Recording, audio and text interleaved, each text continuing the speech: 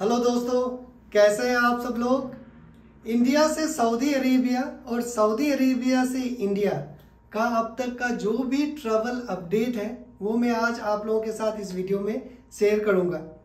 जब से कोविड आया है ट्रैवल गाइडलाइंस में बहुत फ्रीक्वेंट चेंज हुआ है, लेकिन पिछले कुछ दिनों से ये कांस्टेंट है।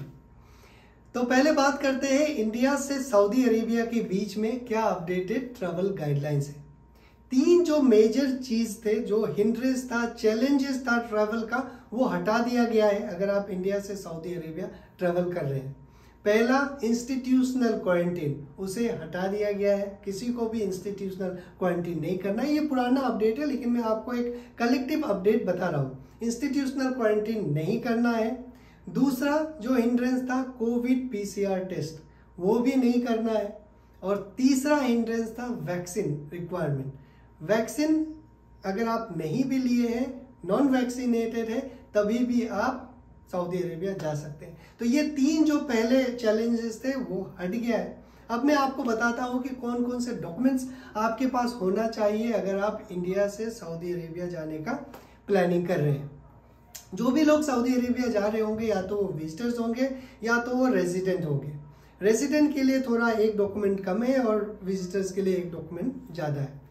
जो कॉमन डॉक्यूमेंट्स है वो पहले बताता हूँ। पासपोर्ट होने चाहिए आपके पास। इसका वैलिडिटीज मिनिमम शायद 6 महीने का होना चाहिए, क्योंकि सऊदी एयरलाइंस के वेबसाइट में खाली विजिटर्स के बारे में लिखा गया है 6 महीने। रेसिडेंट के लिए कितना मिनिमम होना चाहिए ये पता नहीं, लेकिन आप यही मान के चलिए कि सबको 6 महीने का मिनिमम वैलिडिटी होना चाहिए पासपोर्ट। दूसरा, सऊदी का वीज़ा होना चाहिए। अगर आप रेसिडेंट है तो reentry visa, exit reentry visa.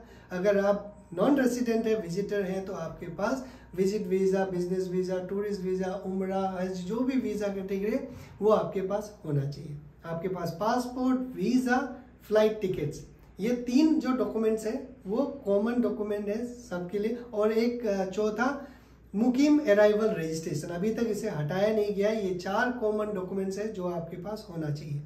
मुकीम रजिस्ट्रेशन वही 72 आवर्स मैक्सिमम फ्लाइट डिपार्चर के करने चाहिए। इसमें भी कुछ टेक्निकल इश्यूज हैं अभी भी, कि जिनका सेकेंड डोज से 8 महीने हो गया और वो बूस्टर डोज नहीं लिया है, वो वैक्सीनेटेड कैटेगरी में रजिस्ट्रेशन नहीं कर पाएंगे। उनको नॉन वैक्सीनेटेड जो कैटेगरी है उसी में रजिस्ट्रेशन करना है। पासपोर्ट हो गया आपके पास, वीज़ा हो गया, फ्लाइट टिकट्स हो गया, मुकीम अराइवल रजिस्ट्रेशन हो गया। ये 4 डॉक्यूमेंट्स कॉमन है। बाकी जो विजिटर्स हैं उनको ट्रैवल इंश्योरेंस होना जरूरी है, travel insurance with Covid cover. तो ये 5वां डॉक्यूमेंट विजिटर्स के लिए है। आपके पास ये 5 डॉक्यूमेंट्स हो गए तो आप आराम से इंडिया से सऊदी अरेबिया आ सकते हैं। एक बार सऊदी अरेबिया आ जाएंगे तो यहाँ पे बस एक और एक्टिविटी आपको करना रहेगा, वो ये कि तवक्कलना डाउनलोड कर लीजिए। पहले डाउनलोड कर लीजिएगा और यहाँ आके रजिस्ट्रेशन कर लीजिए। अगर आप रेसिडेंट है तो ऑलरेडी आपके पास होगा, अगर नहीं है तो इकामा नंबर से रजिस्ट्रेशन कर लीजिए। अगर विजिटर्स है तो बॉर्डर नंबर से रजिस्ट्रेशन करके विदिन 8 आवर्स अपना जो लोकेशन है वो शेयर कर दीजिएगा। बस वही एक एक्टिविटी है सऊदी अरेबिया आने के बाद करने के लिए। कई लोगों का ऐसे होगा जो विजिटर्स है जिनके पास में ट्रैवल इंश्योरेंस है, लेकिन तवक्कलना में अनइंश्योर्ड विजिटर अगर दिखा रहा है तो उस केस में आपको CCHI को कांटेक्ट करना है। इससे पिछले वीडियोस में मैंने उनका कांटेक्ट नंबर भी दिया था आप लोगों को, कि अगर किसी का इंश्योरेंस है लेकिन उसमें इनएक्टिव दिखा रहा है तो आप CCHI को कांटेक्ट कीजिए, वो आपका डेटा अपडेट कर देगा। ओके, तो ये था ट्रैवल अपडेट अब तक का इंडिया से सऊदी अरेबिया का। अब बात करते हैं ट्रैवल गाइडलाइंस सऊदी से इंडिया जाने तक का क्या क्या है। सऊदी से इंडिया जाने का बस एक ही रिस्ट्रिक्शंस जो चैलेंजेस था उसे हटा दिया गया है, वो है कोविड पीसीआर टेस्ट का। कोविड पीसीआर टेस्ट नहीं करवाना है उन सारे लोगों को जिन्होंने 94 कंट्रीज का उन्होंने लिस्ट दिया है, उनमें से किसी भी एक कंट्रीज में वैक्सीनेटेड है। सऊदी अरेबिया उस लिस्ट में है, तो अगर आप सऊदी अरेबिया में वैक्सीनेटेड हैं तो आपको कोविड पीसीआर टेस्ट नहीं करवाना है। लेकिन एक बात का आपको ध्यान रखना है कि अगर कोई 5 साल से ज़्यादा उम्र का बच्चा है और अगर उसने वैक्सीन नहीं लिया है तो उनको कोविड पीसीआर टेस्ट करवाना है। अगर 5 साल से कम उम्र का है तो उनको कोविड पीसीआर टेस्ट नहीं करवाना है। ये का जो चैलेंज था वो हटा दिया गया है। बाकी कौन कौन से डॉक्यूमेंट्स आपके पास होने चाहिए? पहला पासपोर्ट होना चाहिए, दूसरा फ्लाइट टिकट्स, और तीसरा आपके पास होने चाहिए एयर सुविधा पोर्टल में जो सेल्फ डिक्लेरेशन फॉर्म फिल करना रहता है, वो आप अपना वैक्सीन सर्टिफिकेट अपलोड करके, अगर आप वैक्सीनेटेड हैं तो वो प्रिंट करके अपने पास रख लीजिएगा।